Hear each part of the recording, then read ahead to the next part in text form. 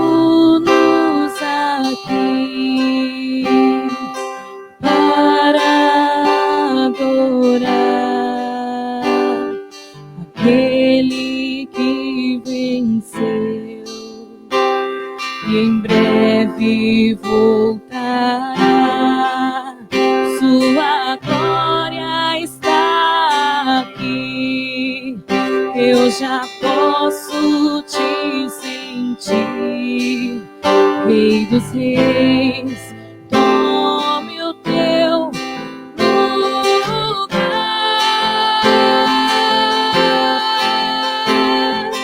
exaltado sobre o trono, nós nos rendemos a ti. Levantamos o teu nome, tu és bem-vindo aqui. Exaltado sobre o trono, nós nos rendemos a ti.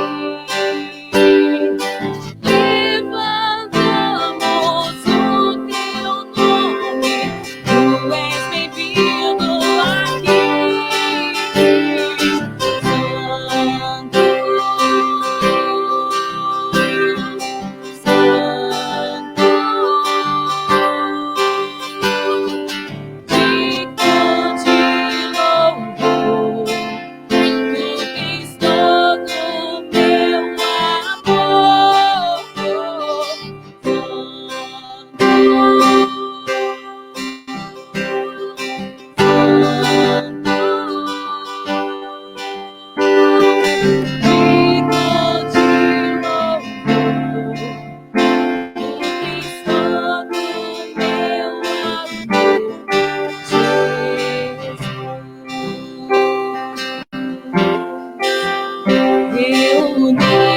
Reunimos-nos aqui para adorar Ele que venceu, em breve voltará. Sua glória está aqui, eu já posso te sentir. Rei dos reis, tome o teu lugar, exaltado sobre o trono, nós nos rendemos a ti. Levantamos o teu nome, tu és bem-vindo aqui.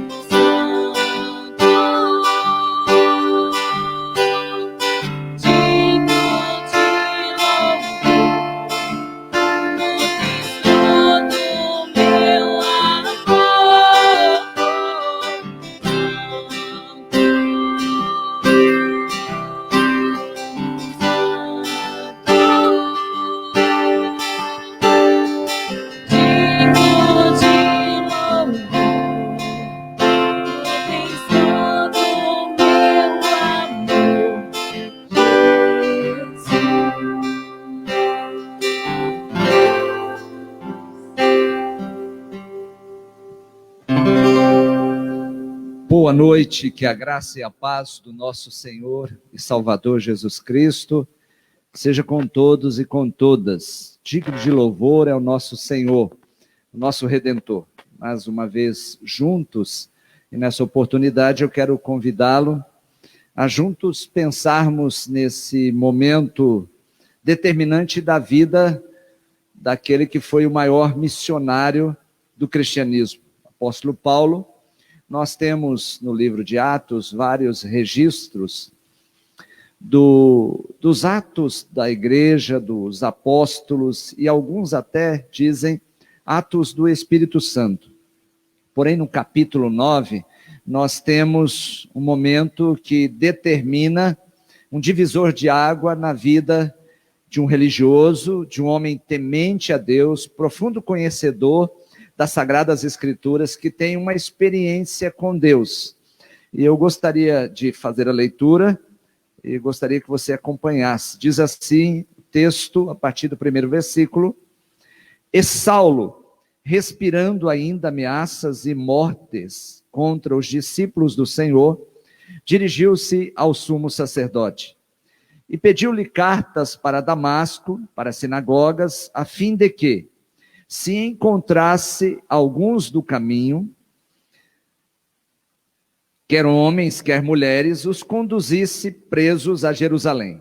E indo no caminho, aconteceu que, chegando perto de Damasco, subitamente o cercou um resplendor de luz do céu. E caindo em terra, ouviu uma voz que lhe dizia: Saulo, Saulo, por que me persegues? E ele disse: Quem é, Senhor? E disse o Senhor: Eu sou Jesus, a quem tu persegues. Duro é para ti recalcitrar contra os aguilhões. E ele, tremendo e atônito, disse: Senhor, que queres que eu faça? E disse-lhe o Senhor: Levanta-te e entra na cidade, e lá te será dito o que te convém fazer. E os homens que iam com ele pararam espantados, ouvindo a voz, mas não vendo ninguém. E Saulo levantou-se da terra e, abrindo os olhos, não via ninguém. E, guiando pela mão, conduziram a Damasco, e esteve 3 dias sem ver. Não comeu, nem bebeu. E havia em Damasco um certo discípulo chamado Ananias, e disse-lhe o Senhor em visão: Ananias. E ele respondeu: Eis-me aqui, Senhor. E disse-lhe o Senhor: Levanta-te e vai à rua direita, e pergunta em casa de Judas por um homem de Tarso chamado Saulo, pois eis que ele está orando. E numa visão ele viu que entrava um homem chamado Ananias, e punha sobre ele a mão, para que tornasse a ver. E respondeu Ananias: Senhor, há muitos ouvi acerca deste homem, quantos males tem feito aos teus santos em Jerusalém? E aqui tem poder dos principais sacerdotes para prender a todos os que o invocam o teu nome? Disse-lhe, porém, o Senhor: Vai, porque este é para mim um vaso escolhido, para levar o meu nome diante dos gentios e dos reis e dos filhos de Israel, e eu lhe mostrarei quanto deve padecer pelo meu nome. E Ananias foi e entrou na casa, impondo-lhe as mãos, disse: Irmão Saulo, o Senhor Jesus, que te apareceu no caminho por onde vinhas, me enviou para que tornes a ver e seja cheio do Espírito Santo. E logo lhe caíram dos olhos como que umas escamas, e imediatamente recuperou a vista, e levantando-se, foi batizado. E tendo comido, ficou confortado, e esteve Saulo alguns dias com os discípulos que estavam em Damasco. Esse texto registra a história inicial da jornada cristã do tão conhecido apóstolo Paulo, o maior escritor de livros da história, aquele que já vendeu mais livro no mundo, várias cartas, várias reflexões, instruções, doutrinas, teologias, que hoje servem de base para a igreja cristã. Ele é conhecido no capítulo 9 como Saulo, depois dessa experiência, depois de um determinado tempo na sua trajetória discipular, formacional. No tempo de Deus, há uma mudança do seu nome. Ele nasceu em Tarso, uma cidade da na Cilícia, situada na Ásia Menor, atualmente ao sul da Turquia. Provavelmente nasceu uns 10 anos depois do nosso Senhor Jesus Cristo, pois na morte de Estevão, ele é mencionado como um jovem. Ele cresceu dentro da doutrina judaica, dentro da religião judaica, e como ele era zeloso pela lei, se destacou entre os seus pares, e era ferrenho defensor da lei mosaica, fazendo parte de um conhecido partido religioso chamado fariseus. Tinha cidadania romana, e em determinados momentos da sua trajetória ministerial, ele toma mão desse direito de, como cidadão romano, defender-se diante do imperador, diante das afrontas, diante das acusações e das condenações que sobrevieram na sua jornada missionária. Essa cidadania, ou ela foi comprada, ou ela foi recebida. Ele foi criado, como eu disse, numa família judaica, e aí ele cresceu debaixo desse conhecimento judaico, e essa família era muito devotada. Família da tribo de Benjamim, recebeu ele profunda instrução e tornou-se ferrenho defensor da lei de Deus. Ele se descreveu e se descreve com, a Bíblia o descreve ele mesmo, falando como Hebreus de Hebreus, zeloso da lei, de sua fé, e ele foi aluno do mais famoso rabino da época chamado Gamaliel. Existe o registro que ele foi circuncidado ao 8º dia, isso em Atos mesmo, zeloso em cada ponto da lei mosaica. Isso também está em Filipenses 3:5, circuncidado ao 8º dia, da linhagem de Israel, da tribo de Benjamim, hebreu de hebreus, segundo a lei fui fariseu, segundo o zelo, perseguidor da igreja, segundo a justiça que há na lei, irrepreensível. Ele estava inserido em um sistema religioso predominante da época e profundamente rigoroso, que não aceitava nenhuma forma de construir um conhecimento de Deus a não ser o que era propagado pelo judaísmo daquela época. Ele era um judeu puro sangue, era um homem devoto, amante dos princípios judaicos, de maneira que ele era capaz não só de fazer parte de todo o martírio que se estabelecia contra os discípulos de Cristo, mas também contribuir para a morte. A Bíblia diz que ele assolava, ele chegava na casa e arrastava os cristãos. Mas nós começamos a conhecer, primeiramente, sobre este homem, este jovem religioso, lá no capítulo 7, versículo 58 de Atos. É a primeira menção do seu nome. E diz o texto o seguinte: expulsando-o da cidade, o apedrejavam. E as testemunhas depuseram as suas capas aos pés de um jovem chamado Saulo. Isso o texto relata sobre o momento em que Estevão estava sendo indagado e depois sendo apedrejado. E quando ele morre daquela maneira trágica, aos pés de Saulo caem as capas de Estevão.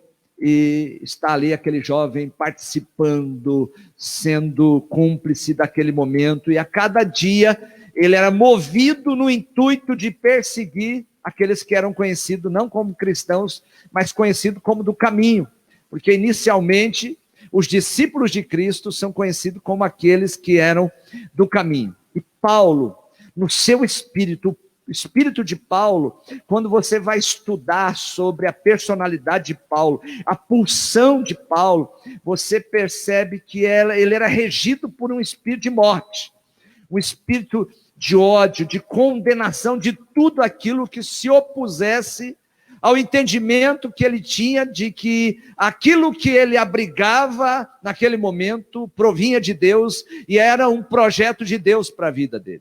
Nós sabemos que Deus começa toda a história de redenção humana a partir dos judeus, mas chega um determinado momento que o povo de Deus fica sem ouvir a voz de Deus por 400 anos, e depois desses 400 anos, Deus levanta João Batista para ser o precursor, para anunciar que a promessa de Deus, o Redentor, o Messias, o Yeshua HaMashiach, estava vindo, era seu primo, Jesus Cristo, o Cordeiro de Deus, e ali Deus estabelece um recomeço na sua trajetória de redenção da humanidade, e cumprindo também tudo aquilo que ele tinha prometido nas Sagradas Escrituras através dos profetas. Mas muitos não entenderam. O sistema religioso daquela época não compreendeu e não recebeu Jesus como Messias, como Salvador, porque havia um falso entendimento que Jesus viria e estabeleceria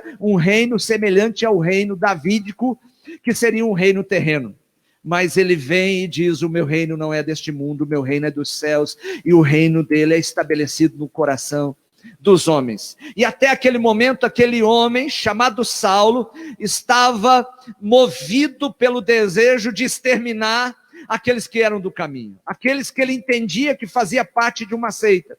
E ele pede autorização, e aqui nós vemos que ele era regido pela autorização, ele andava debaixo de um conhecimento de autoridade estabelecida dentro do Sinédrio, do judaísmo. Ele pede cartas para ir até Damasco, porque ele tinha ouvido que em Damasco estava se propagando essa fé. E ele vai no caminho para Damasco, junto com alguns que os seguiam. Ele no caminho tem essa experiência. E o texto diz que ao meio-dia ele tem uma experiência e uma luz bem forte se abate sobre ele, e ele cai no chão naquele momento, e ele perde a visão, e ele começa a indagar e perguntar, e o texto é bem claro: e indo no caminho, aconteceu que chegando perto de Damasco, subitamente o cercou um resplendor de luz do céu, e caindo em terra ouviu uma voz que lhe dizia: Saulo, Saulo, por que me persegues? E ele disse: quem é, Senhor? E disse o Senhor: eu sou Jesus, a quem tu persegue. Duro é para ti recalcitrar contra os aguilhões. O texto diz que ele ouve uma voz, depois de poder se deparar com aquela luz, com um resplendor que vem do céu. Ele ouve o seu nome e alguém dizendo: Saulo, Saulo, por que me persegues? Nós estamos vivendo um tempo, irmãos, que é um tempo normal para a humanidade, no sentido de nós podermos ter toda uma trajetória existencial.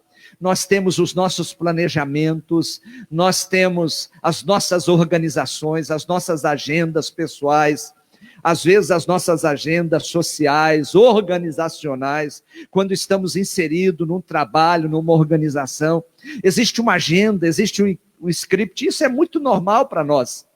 E a sociedade estava indo numa direção e, de repente, nós, como que uma luz ou como um algo que vem do céu, isso nos abate e nos coloca por terra. É como nós não soubéssemos o que faríamos depois disso. Ou muitos já sabem o que vão fazer. Eu penso que essa experiência de Saulo é determinante, foi determinante para que ele pudesse realinhar a sua trajetória de vida com aquilo que Deus tinha planejado para ele, e que sai de todo o planejamento que ele tinha. Ele era um homem bom, era alguém que na sua mente estava fazendo o que é certo, e nesse exato momento a minha maior preocupação é que muitas pessoas estão esperando esse momento passar, esse momento onde há um descontrole geral, há uma desorganização geral, as autoridades, as pessoas não sabem o que vai acontecer depois, mas as pessoas já sabem o que elas querem. voltar à normalidade para muitos deles fazerem o que já estavam fazendo. Houve uma experiência, eu não me recordo do país, que abriram as lojas, as lojas de marcas renomadas e eu ouvi uma neurocientista dizendo que quando ela ouviu esse relato, ela imaginava que as pessoas teriam uma conduta e uma postura diferente. Mas ela diz que as pessoas, assim que abriram essas lojas de grandes marcas, elas correram para essas lojas e compraram tudo e não sobrou nada instantaneamente, rapidamente. Eu penso que depois de tudo isso que está acontecendo, aqueles que continuarem vivos, e nós rogamos pela misericórdia de Deus, que Deus dê a você, a mim, a todos nós, a oportunidade de continuarmos vivendo, mas vivendo de uma maneira reorganizada. Às vezes nós achamos que estamos dentro de uma caminhada e de uma construção de vida que é o melhor para nós. É isso realmente que Deus aprova. Com certeza, Saulo, ele imaginava que aquilo que ele estava fazendo era certo, porque ele era zeloso da lei, era alguém que se expressava como temente a Deus, e o caminho dele era um caminho de exterminar qualquer um que se opusesse àquilo que ele entendia que era contrário ao propósito de Deus. Por isso, ele respirava o seu espírito, e a palavra respirar vem de pneuma, do seu espírito. O espírito dele era conduzido a uma direção, e ele não tinha ideia que o Deus Criador, o Deus que tinha dado vida para ele, queria colocá-lo numa nova direção, numa nova agenda, num novo propósito. Por isso que eu me proponho nesta noite, eu me propus a pensar com você na necessidade de nós termos uma reorganização existencial. Eu gosto muito de um filósofo que diz que por meio da nossa existência nós revelamos a nossa essência. Nós, a partir daquilo que nós fazemos, nós revelamos quem nós somos. E eu penso que esse momento desse encontro do humano com o divino, de Saulo, um homem que cresceu, que construiu um currículo religioso, alguém de um saber incomparável, alguém que se destacava entre os seus, alguém que já tinha toda uma trajetória de conquista. Deus entra na vida dele e impacta ele para que ele realinhe toda a sua direção de vida e faça com que essa vida seja construída não a partir do seu entendimento, mas a partir da luz e do resplendor da glória de Deus. Quantas vezes nós estamos como Saulo, se fosse como para o caminho de Damasco, e no nosso entendimento, o nosso projeto, a nossa agenda, nossas prioridades, tudo aquilo que a gente está fazendo, está dentro daquilo que Deus agendou. Agora não importa mais a minha agenda, o meu planejamento, o seu planejamento, agora nós temos que experimentar a iluminação, o resplendor da glória de Deus. E Romanos diz que os homens pecaram e destituídos estão da glória de Deus. O pecado no Éden fez com que Adão perdesse essa comunhão, e ele perdesse essa construção de vida, de obediência, de submissão ao desígnio divino, a partir da presença e da glória de Deus.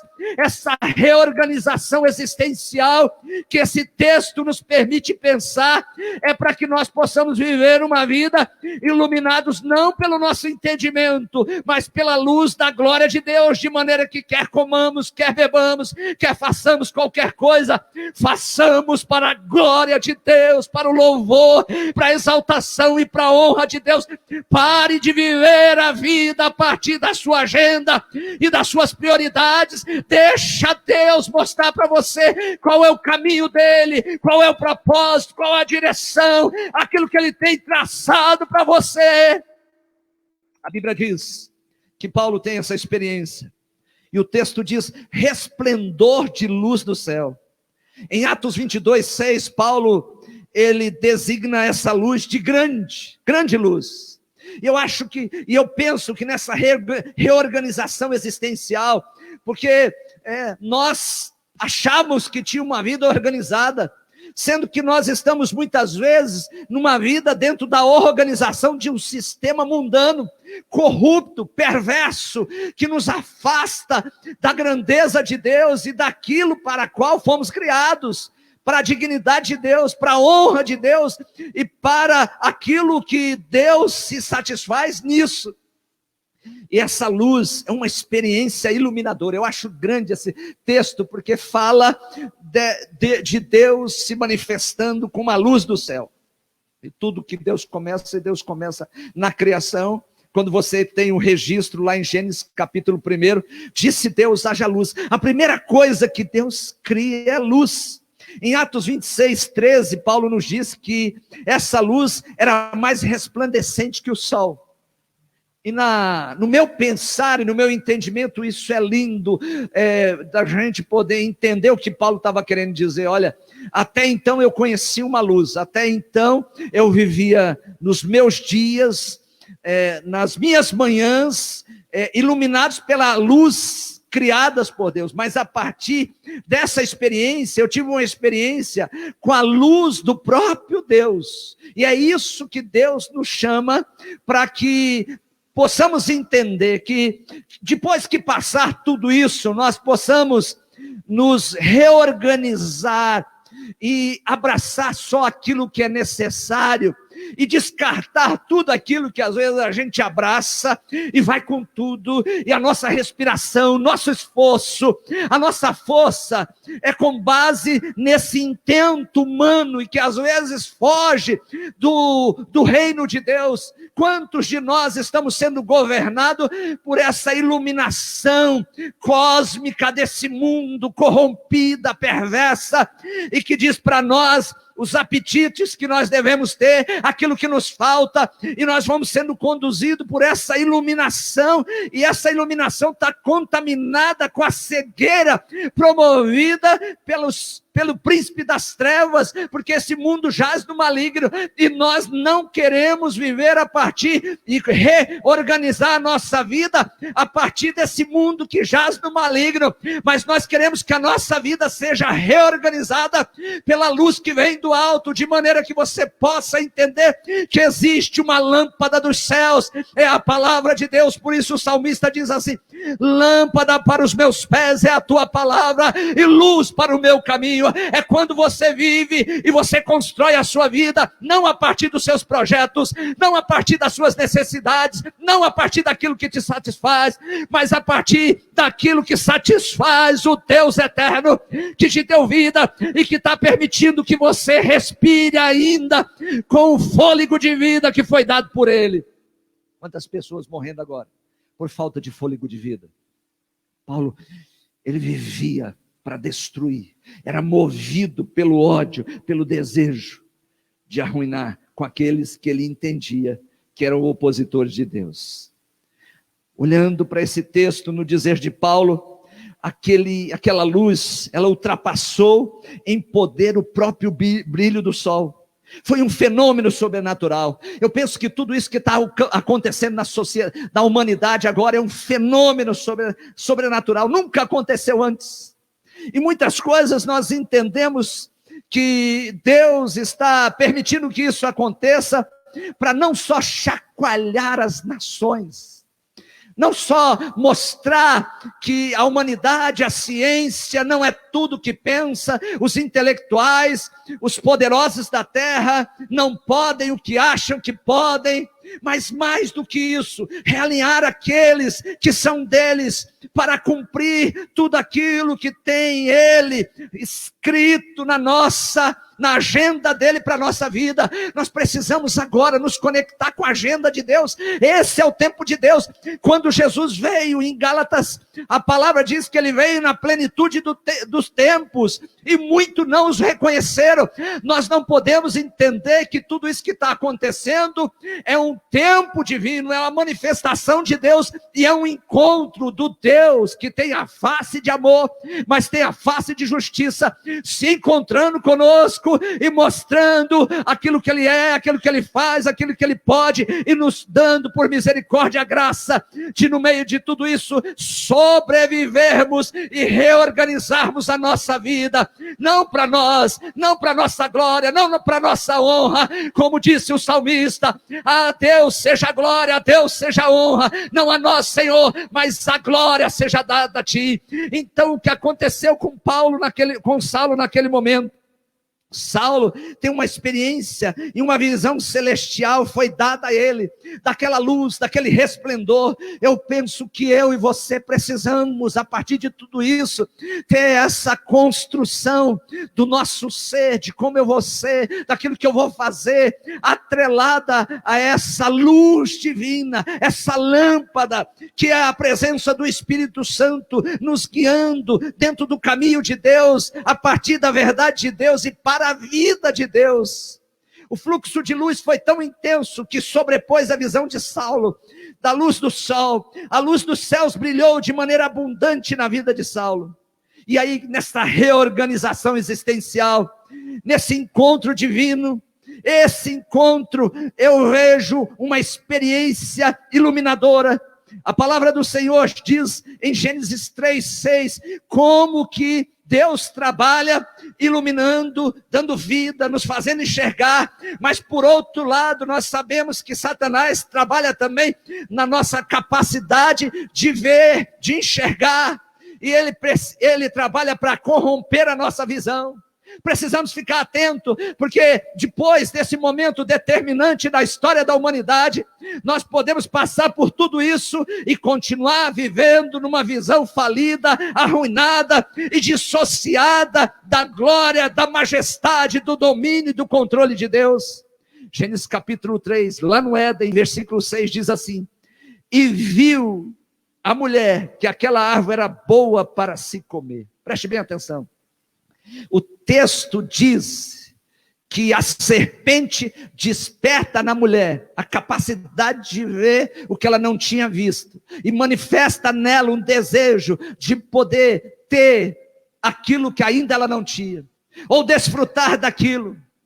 A mulher podia viver satisfeita em Deus, em tudo aquilo que Deus já tinha construído, criado e colocado à disposição. Mas como eu sei que Deus está trabalhando nesse tempo para abrir a visão de muitas pessoas e dar às pessoas um direcionamento para ter uma existência debaixo de uma comunhão com Deus, o príncipe das trevas, aquele que cega o entendimento, está trabalhando para que os seus olhos possam promover e projetar uma identidade que não tem nada a ver com uma vida reorganizada por Deus. No Éden, o que despertou o desejo na mulher foi a visão. Qual a sua visão? Qual é o seu planejamento? O que você tem pensado, idealizado, desejado? Quais são os seus anseios após essa pandemia? Quantas pessoas já estão pensando, depois que terminar isso, em movimentar tantas coisas, continuar com a vida do mesmo jeito, com a mesma agenda, voltar a fazer as mesmas coisas? Para aí! Deus parou Saulo, Deus interviu na vida de Saulo para reorganizar a existência de Saulo. Esse momento na terra, Deus quer reorganizar a sua existência, a minha existência, a existência da igreja que se denomina noiva de Deus. Quanta igreja que está existindo, mas existindo com base numa promessa que não vem de Deus. Quanta igreja que está existindo na mercantilização da fé. Quanta igreja que está negociando o sagrado. Nós precisamos nos reorganizar como estrutura estrutura de Deus, como agência de Deus, como organização dos céus. Quantos lugares que estão intitulados Deus, mas não desfrutam da glória e da presença e da iluminação de Deus. Paulo estava ligado a um sistema religioso, Paulo estava ligado ao povo da aliança, mas o povo da aliança estava dissociado daquilo que Deus estava fazendo naquele tempo. Naquele tempo Deus estava enviando, estava cumprindo a sua palavra, que enviaria aquele que sobre ele estava o Espírito Santo, aquele que veio e foi ungido pelo Espírito Santo para dar vista ao cego, para dar audição àqueles que eram surdos, para fazer andar aqueles que eram paralíticos. E esse Deus continua se manifestando na terra, abrindo a minha e a sua visão para ter uma vida dentro do caminho dele. Gênesis 13:1. Preste bem atenção, irmãos, como essa questão de visão é determinante para a pessoa viver e no final da trajetória ela olhar para trás e fazer uma avaliação, fazer um levantamento e entender que ela viveu dentro daquilo que Deus gostaria. Esse jovem que está tendo essa experiência, esse momento é determinante para que no final da sua vida ele possa olhar para trás e dizer para um outro jovem que cresceu debaixo da batuta dele, que estava sendo preparado para dar continuidade àquilo que ele começou a fazer. O jovem Timóteo, quando ele estava preso em Roma para ser decapitado, ele disse assim: olha, eu combati o bom combate, eu lutei a luta certa. A minha luta certa não foi perseguir os cristãos, a minha luta certa não foi viver a partir da minha agenda, a minha luta certa não foi viver para mim mesmo. Sabe por quê? Porque esse homem chega diante dos líderes e das autoridades de Jerusalém, da igreja, e ele diz assim: em nada tenho a minha vida por preciosa, a não ser que cumpra o ministério que eu recebi do Senhor Jesus. Este momento que nós estamos tendo um encontro com Deus, não é para nós vivermos mais tendo a nossa vida como mais preciosa do que aquele que é mais precioso, que é a herança de Deus, o nosso Senhor Jesus Cristo. A reorganização existencial passa pela sua visão precisa desse encontro com Deus e de quem é Deus. Olha o que diz a Bíblia. E Satanás, ele sempre trabalhou em cima da visão das pessoas. Esse sistema falido, mundano, trabalha em cima da visão das pessoas. Quantos estão me ouvindo agora? Estão com tantos planejamentos. Escuta aqui, preste bem atenção. Deus está mudando a agenda deste mundo, e Ele quer que você submeta a sua agenda, rasgue a sua agenda e deixe a agenda dele prevalecer na sua vida. Olha o que diz Gênesis 13:1. Subiu, pois, Abrão do Egito para o lado do sul, ele e sua mulher, e tudo que tinha, e com ele Ló. E era Abrão muito rico em gado, em prata e em ouro, e fez as suas jornadas do sul até Betel, até o lugar onde a princípio estivera a sua tenda, entre Betel e Ai, até o lugar do altar que outrora ali tinha feito. E Abraão invocou ali o nome do Senhor. E também Ló, que ia com Abraão, tinha rebanhos, gado e tendas, e não tinha capacidade a terra para poderem habitar juntos, porque os seus bens eram muitos, de maneira que não podiam habitar juntos. E houve contenda entre os pastores do gado de Abrão e os pastores do gado de Ló. E os cananeus e os perizeus habitavam então na terra. E disse Abrão a Ló: ora, não haja contenda entre mim e ti, e entre os meus pastores e os teus pastores, porque somos irmãos. Não está toda a terra diante de ti? Eia, pois aparta-te de mim, e se escolheres a esquerda, irei para a direita, e se a direita escolheres, eu irei para a esquerda. E levantou Ló os seus olhos, e viu toda a campina do Jordão, que era toda bem regada, antes do Senhor ter destruído Sodoma e Gomorra, e era como o jardim do Senhor, como a terra do Egito, quando se entra em Zoar. Então Ló escolheu para si toda a campina do Jordão, porque ele viu. Porque a visão que ele teve, que se ele fosse para aquela terra, para aquela campina, ele ia ter uma existência próspera, ele ia se dar muito melhor do que o tio. Você acha que não passou isso pela mente dele? Perceba que lá no Éden, Eva olha, ela vê e ela entende que aquilo era bom, era melhor para ela. Da mesma maneira, nós vemos aqui Ló olhando para a campina e dizendo: é para lá que eu vou. Eu sou esperto, eu sei o que é bom para mim, eu entendo o que é melhor para mim. E quantas pessoas estão nessa condição? Quando você lê todo esse texto, você vê depois que Abraão se aparta de Ló. Deus chama Abraão e diz assim: Abraão, olha para toda a terra. E onde você enxergar, conseguir enxergar, e muito mais isso do que isso, eu vou dar à tua descendência. Sabe que esse encontro reorganizacional da vida de Saulo faz com que ele tenha uma nova compreensão do caminho que ele deve tomar, da direção que ele deve se submeter. Nós olhamos aqui muitas vezes, e quantas vezes na vida nós fomos como Ló, tomamos decisões precipitadas, mas no nosso entendimento era uma decisão inteligente, era a melhor decisão que nós estávamos tomando, e depois as consequências foram danosas. E você que conhece a história, você entende, você vai compreender que essa decisão foi determinante para a destruição da sua família.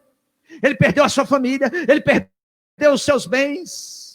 Quantas pessoas que não entenderem que nesse momento da intervenção divina na terra, se elas não reorganizarem a sua existência, não a partir da sua visão, não a partir daquilo que ela entende de vida, ela vai para a mesma direção, e ela vai ter o mesmo espírito e a mesma condução que Ló teve, que Eva teve. Mas Deus hoje, Ele está trazendo para você a oportunidade de buscar iluminação, direção. Não tenha pressa, espere aquilo que é de Deus para você, e deixe a agenda de Deus direcionar toda a sua vida.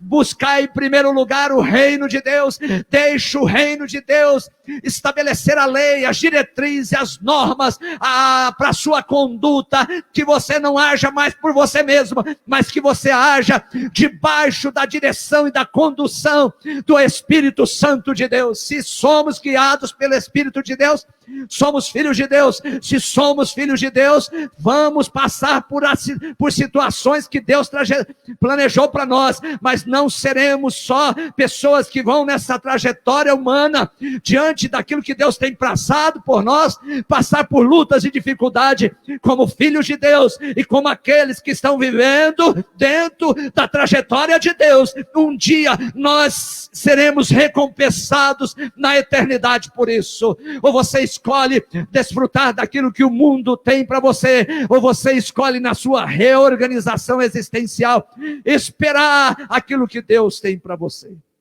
Ló não soube esperar. E aí o que aconteceu? A destruição, a falência dos seus projetos, dos seus planos pessoais. Quantas pessoas hoje estão amargando derrotas na vida, frustrações, decepções, porque um dia decidiram tomar uma decisão, tomar um caminho que não tinha nada a ver com o propósito de Deus para a vida.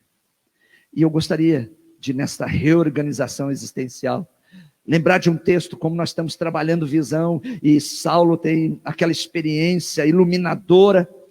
Eu quero lembrar de um texto do Antigo Testamento que está em Juízes capítulo 16, versículo 19.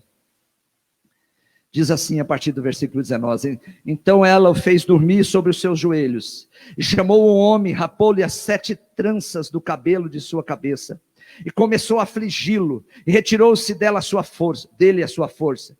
E disse ela: os filisteus vêm sobre ti, Sansão. E despertou ele do seu sono e disse: sairei ainda esta vez como dantes, e me sacudirei, porque ele não sabia que já o Senhor se tinha retirado dele.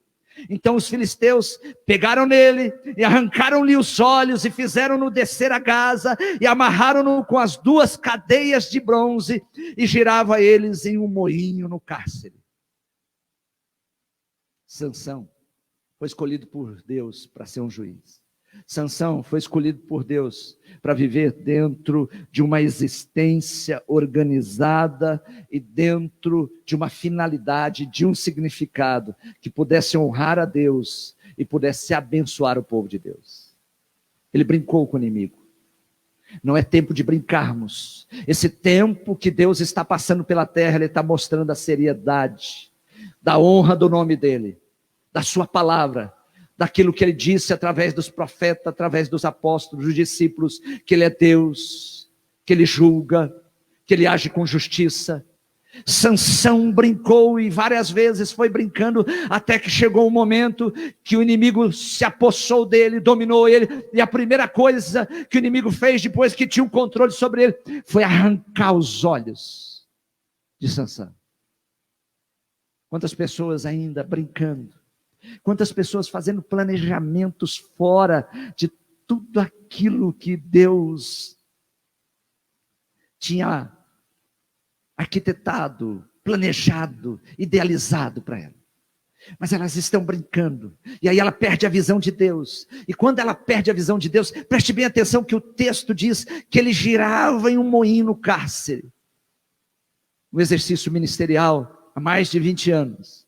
Eu vejo pessoas que perderam a visão, começaram na igreja, passaram por uma sala de criança, foram para os juniores, foram para o adolescente, para a juventude, viveram uma vida, observaram princípios até um determinado momento, mas depois perderam a visão que Deus tinha para elas, e elas, perdendo a visão, começaram a girar em círculos, girar em círculo, que a vida dela não anda mais, não avança. Mas a primeira atitude que Satanás faz é cegar as pessoas, roubando a visão de Deus. Quantos de vocês que podem estar me ouvindo hoje, e Deus quer que você faça uma avaliação, a visão que você tem para a sua vida é uma visão que vem de Deus? Isaías 35:5 diz assim: então os olhos dos cegos serão abertos. Promessa messiânica. Deus quer curar a sua igreja, Deus quer curar pastores, líderes, igrejas, pessoas, famílias, esposo, esposa, jovens. Da maior cegueira da humanidade é não ter visão espiritual para a vida. E a promessa de quando viria o Messias, então os olhos dos cegos serão abertos, os ouvidos dos surdos se abrirão, então os coxos saltarão como servos, e a língua dos mudos cantará, porque águas arrebentarão no deserto e ribeiros no ermo. É uma promessa messiânica. Deus quer abrir o meu olho, os meus olhos, quer abrir os seus olhos. Deus quer abrir os nossos ouvidos. Deus quer nos fazer andar, não no nosso caminho, não de acordo com aquilo que nós traçamos para nós, mas de acordo com aquilo que Ele planejou. Deus tem um caminho para você, no seu casamento, na sua profissão, na sua vocação, na sua vida ministerial, na sua família. É um caminho sagrado, é um caminho santo, é um caminho puro, é um caminho de justiça, é um caminho de temor a Deus, é um caminho de aprovação divina. Não saia desse caminho, porque quem não anda no caminho de Deus não vive a verdade de Deus, e quem não vive dentro da verdade de Deus vive no engano, e às vezes até envolvido com as coisas de Deus. Paulo pediu cartas para ir para Damasco, achando que ele estava fazendo a coisa certa e aquilo que Deus aprovava. Quantos de vocês que me ouvem hoje estão fazendo coisas no nome de Deus, mas não estão agradando a Deus? Deus chama para Ele poder encontrar em você quebrantamento, e alguém que se dobra diante da presença de Deus e diz assim: Deus, reorganiza a minha vida, reorganiza a minha vida, reorganiza a minha vida. E Deus só pode reorganizar a sua vida se Ele abrir os seus olhos, se Ele abrir os seus ouvidos, e se Ele fazer você, que muitas vezes está como um paralítico, como um coxo, como alguém imobilizado, andando em círculo. Deus quer mudar a sua forma de viver, e Ele quer abrir a sua visão, Ele quer dar para você sensibilidade auditiva, e Ele quer fazer você andar dentro do desígnio dEle nessa terra. É tempo de reorganização existencial, e Deus entra aí na sua casa. Deus quer reorganizar o seu casamento, Deus quer reorganizar as suas finanças, Deus quer reorganizar o seu interior, a sua alma, e Deus quer fazer tudo isso, iluminando a sua vida de tal maneira que o encontro com Cristo seja determinante, para que Ele possa dizer para você qual o caminho que você pode seguir. Segundo Reis 6,15, é uma experiência relatada, registrada, do profeta Eliseu, que diz o seguinte: e o servo do homem de Deus se levantou muito cedo e saiu, e eis que um exército tinha cercado a cidade com cavalos e carros. Então o seu servo lhe disse: ai, meu senhor, que faremos? E ele disse: não temas, porque mais são os que estão conosco os que estão com eles. E orou Eliseu e disse: Senhor, peço-te que lhe abra os olhos, para que veja. E o Senhor abriu os olhos do moço, e viu, e eis que o monte estava cheio de cavalos e carros de fogo em redor de Eliseu. E como desceram a ele, Eliseu orou ao Senhor e disse: fere, peço-te esta gente de cegueira. E feriu-a de cegueira, conforme a palavra de Eliseu. Aqui nós temos Eliseu, o profeta, pedindo para que Deus abrisse os olhos do seu moço, porque ele tinha visto somente o inimigo. E quantas pessoas neste momento só estão enxergando a morte, só estão enxergando o vírus, só estão enxergando o mal. Deus que quer que você abra os seus olhos neste momento e enxergue essa situação. E o Deus que você serve, ele é real. Os anjos do Senhor estão militando pela sua causa, para proteger, para guardar você. Quando eu passei por essa experiência junto com a minha esposa, teve um dia que Deus me levantou e disse assim: sai marchando dessa casa, em cada porta e no terreno. E eu marchava. Enquanto eu marchava, Deus dizia: os meus anjos estão aqui. Não somente falava para mim, mas Deus usou profetas, porque Deus continua falando na terra e dizendo assim: a sua casa está cercada pelos anjos de Deus. Talvez você é um servo de Deus, é alguém da fé, mas os seus olhos estão espirituais, estão cegos para enxergar o reino celestial militando em seu favor. Nós não tombaremos nessa terra se o nosso Deus não permitir. Pode ser Covid, pode ser qualquer outra enfermidade, a nossa vida só tomba e nós só cessaremos a nossa existência se o Deus, dono da vida, permitir isso.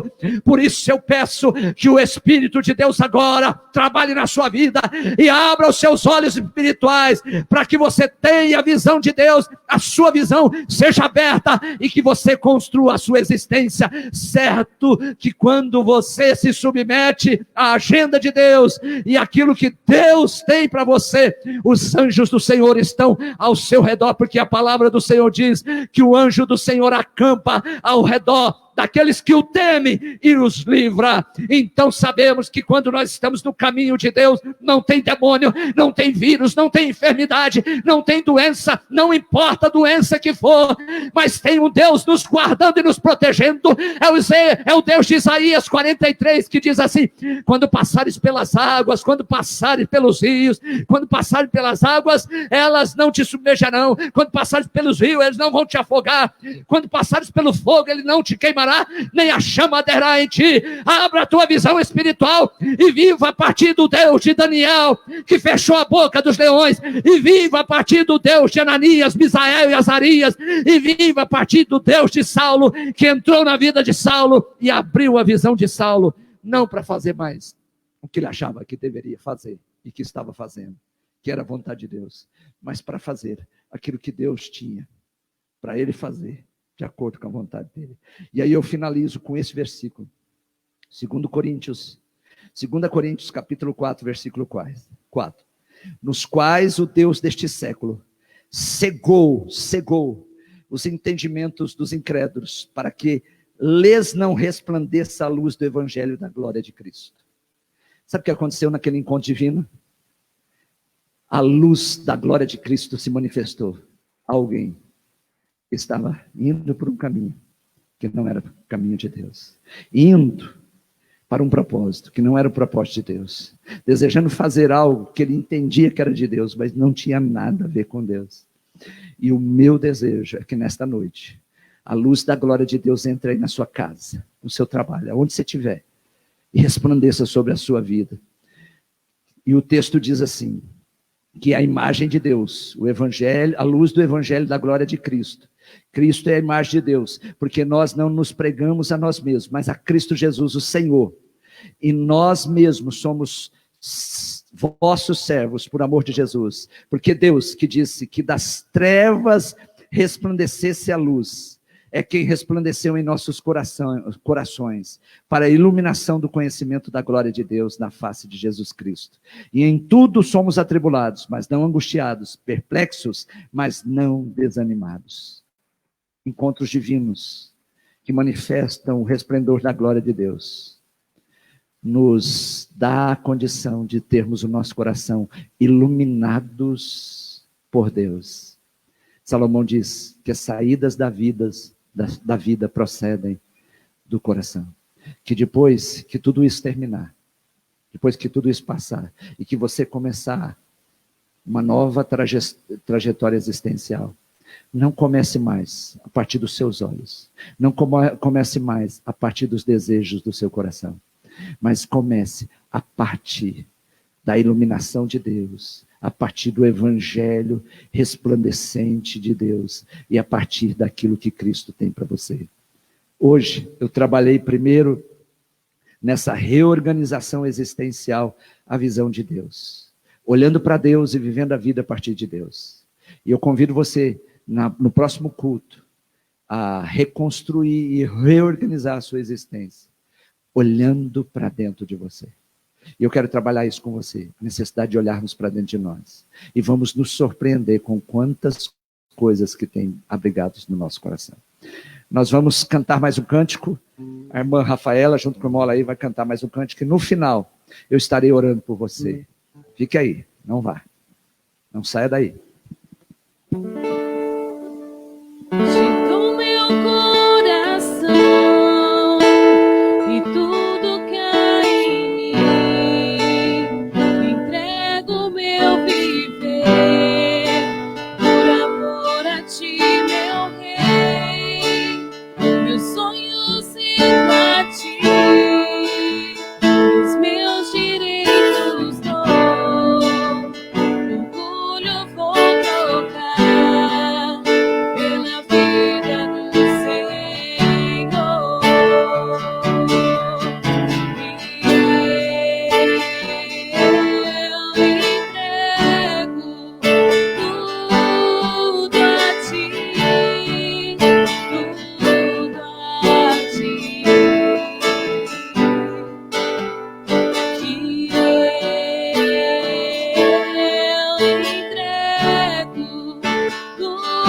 tudo a ti.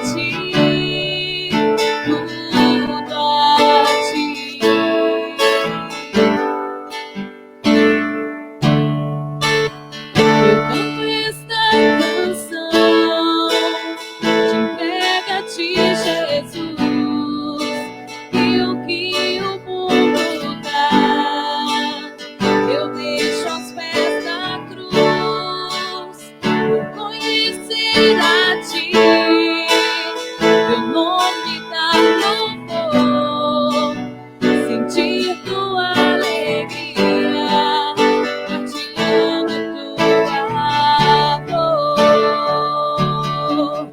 E eu entrego tudo a ti, tudo a ti. E eu entrego tudo a ti, tudo a ti.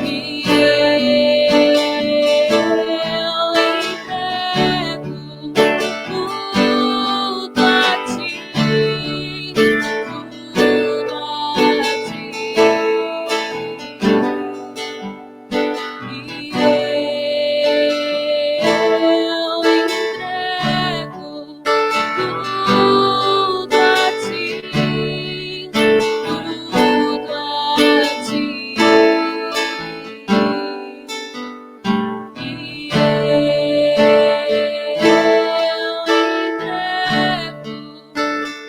tudo a ti, tudo a ti. E eu entrego tudo a ti, tudo a ti.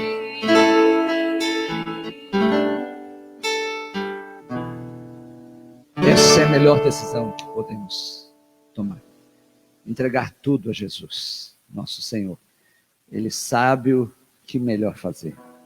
Daniele, nosso abraço para Daniele, está pedindo oração para sua mãe que está internada, um líquido no pulmão.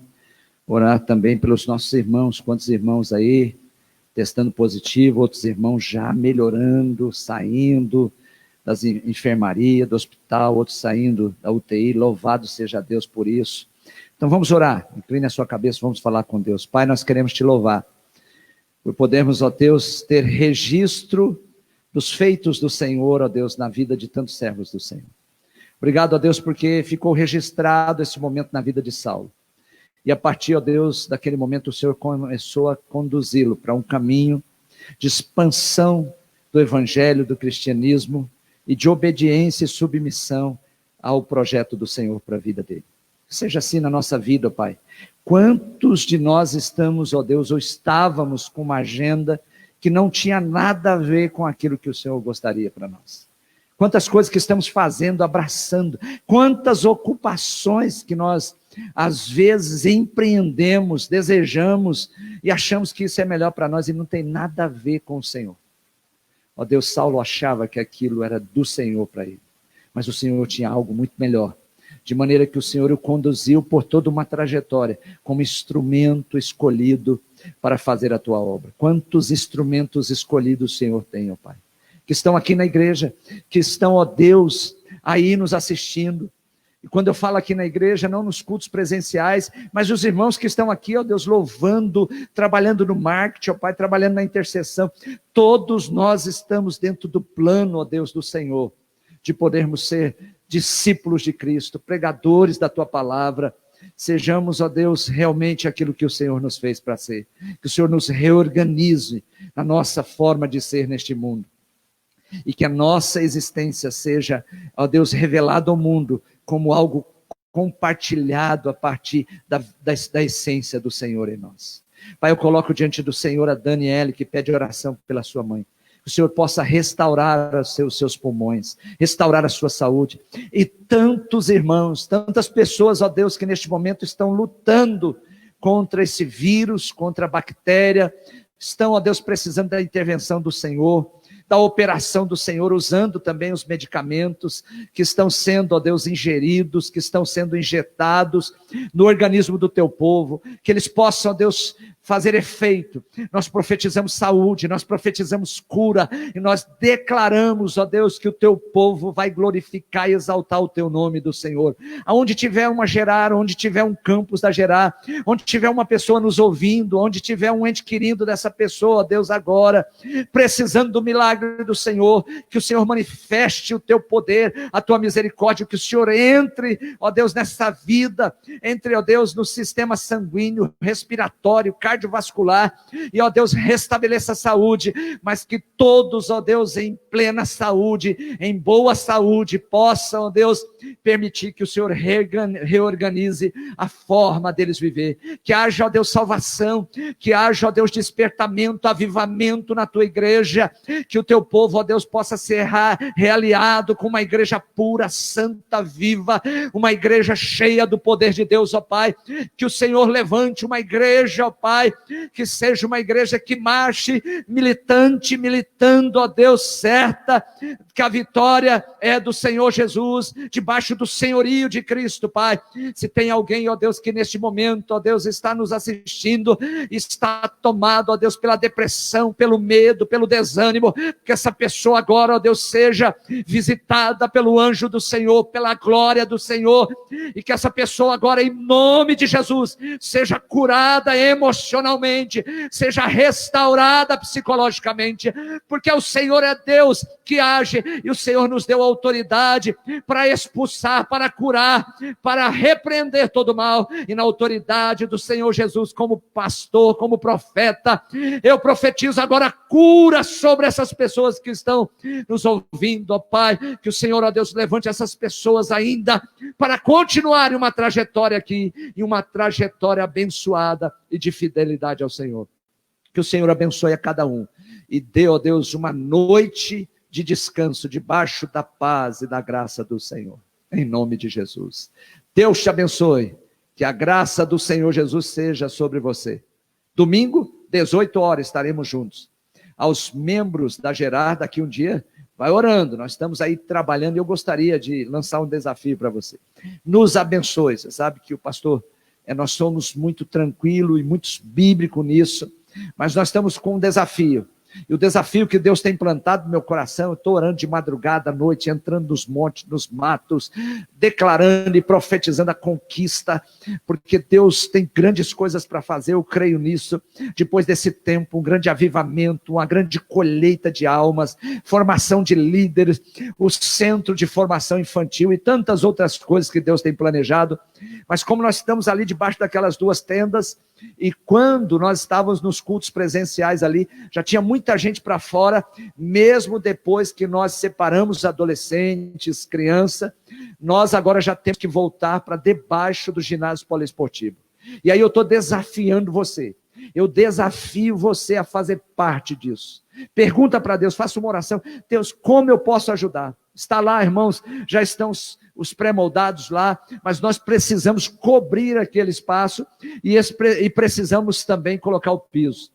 E aí eu estou desafiando você que é da Gerar, e você que não é da Gerar e quer contribuir, você pode fazer o depósito, você tem aí as contas que a igreja tem, e depois você pode mandar para nós, via Facebook, aí dando um comunicado, ou entrando nas linhas de comunicação da igreja, no Zap, que tem aí dos missionários, e passar para nós o comprovante para que nós possamos fazer o registro na tesouraria.